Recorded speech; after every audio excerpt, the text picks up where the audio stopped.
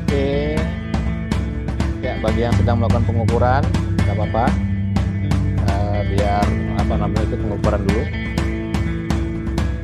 Ya, assalamualaikum warahmatullahi wabarakatuh. Selamat sore semuanya. Ya, kita ketemu lagi di sesi yang kedua. Jadi inilah agenda yang kedua. Yang kemarin di bulan Oktober, tanggal 28. Jurnal itu memiliki kualifikasi lebih tinggi dibandingkan testimoni. Nah, waktu itu saya pernah diskusi juga sama Pak Jarod beberapa bulan lalu. Seberapa hebatnya seseorang membentuk testimoni tetap akan kalah dengan jurnal. Contoh, berapa banyak member yang membaik dengan olah napas lalu diabetesnya normal. Oh, ada mas, sekitar 5-10 orang. Oke, satu jurnal ini mewakili 180.000 peserta yang diuji selama 8 tahun. Bayangkan, satu jurnal aja. 180.000 peserta yang diuji selama 8 tahun. Itu sudah cukup mematahkan testimoni dari 10 orang ini. Yang mungkin diujinya hanya beberapa minggu, beberapa bulan aja kan. Ini 8 tahun. Dan di sini semua karakteristiknya kita tahu. Usia subjeknya berapa, dia termasuk ras apa, ras Asia, ras Afrika, ras Amerika, ras Kaukasian, kan itu berbeda. Terus dia ada komorbid atau tidak, ini semua detail semua.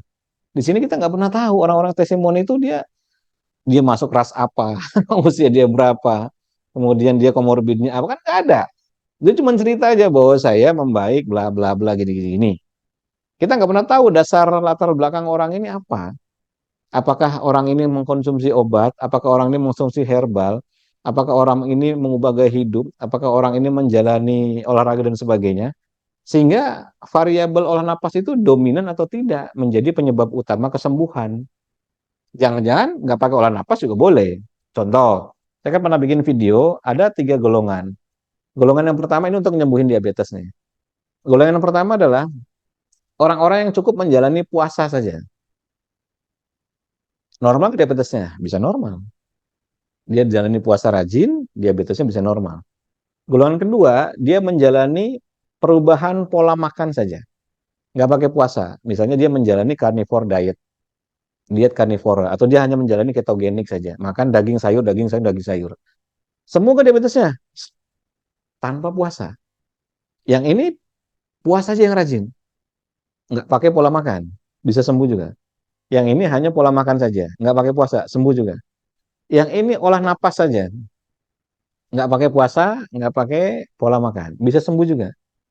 Berarti kita harus lihat yang mana yang menjadi dominan. Jadi ketika ada misalnya golongan yang keempat, yang diajari puasa, diajari perubahan diet, pola makan, diajari olah napas, lalu diabetesnya sembuh. Nah sembuhnya karena apa? Apakah karena olah napasnya, atau karena dietnya, atau karena puasanya? Gitu logikanya kan? Kita nggak tahu. Nah makanya testimoni itu kalau di jurnal itu detail sekali. Kalau di jurnal itu bukan testimoni, dia mendetailkan subjeknya. Sedangkan kalau di wilayah testimoni, subjeknya biasanya nggak detail. Kita cuma denger, oh iya dia membaik.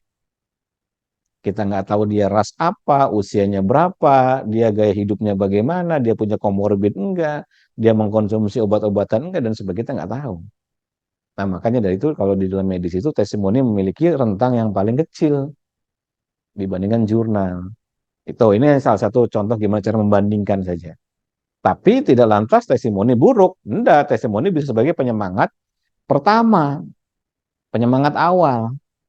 Ketika kita tidak menjumpai atau tidak mengerti adanya jurnal-jurnal ilmiah begitu. Wah, teman saya dulu saya tahu dia tuh gemuknya luar biasa. Nah, sekarang dia jalanin ketogenik seminggu aja udah turun 10 kilo. Ya, tapi ya memang berproses. Tapi paling nggak kita tahu dari testimoni, katakanlah begitu.